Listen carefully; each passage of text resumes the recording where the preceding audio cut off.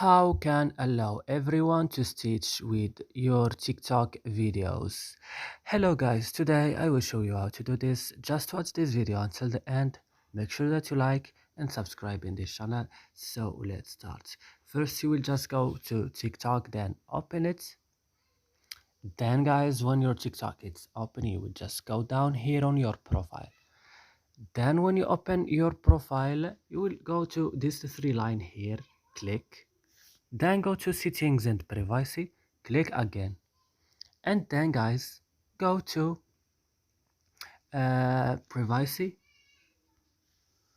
then go down to stitch, click, and then you will choose everyone like I am doing.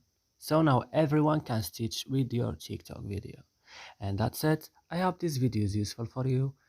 Don't forget to like and subscribe in this channel, and if you have any question you can write it down in comments. So see you next video.